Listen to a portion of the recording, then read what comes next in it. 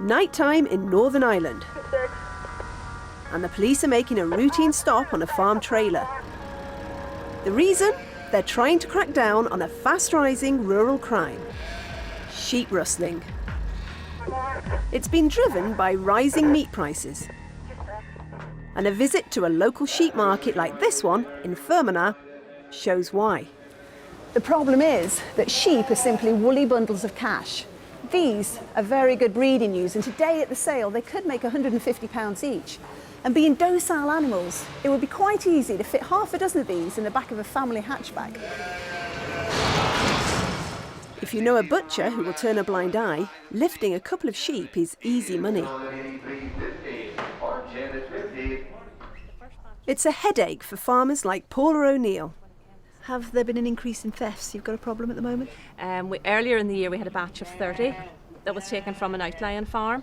So financially, it's a big Financially, loss. it's a very big loss, psychologically and financially, because it's not very nice to think that someone in your area or someone locally is coming into your property and taking your sheep.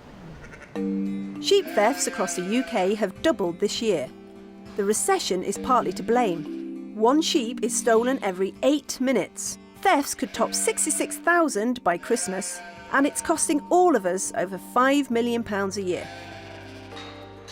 With their livestock increasingly vulnerable, farmers will do almost anything to beat the rustlers. On Dartmoor, John Hurd even dyed 250 of his black-faced ewes bright orange. But now the police and farmers are using a high-tech piece of technology to put a stop to it. Paula and her husband John are piloting a system you're more likely to see in an airport than on a farm. It's the idea of local police sergeant Scott Forlis. This is a retina scanner, and what happens first, take a photograph with this bit of equipment here of the sheep's face, because each sheep has got different markings, of course. Then it will ask us to scan both the left and the right eye. It's a bit like a tree trunk with branches, and each retina is unique to that sheep, a bit like our fingerprints. So once that is done, it goes onto a database. Those retinas on the database are paired off with the GPS location of where we have scanned, so that actually ties a sheep down to an owner.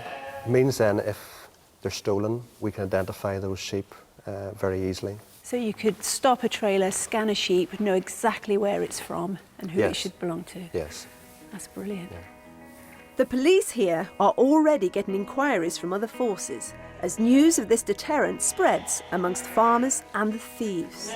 Registering on the system costs £1 a sheep, so protecting over 1,000 is a big outlay for Paula.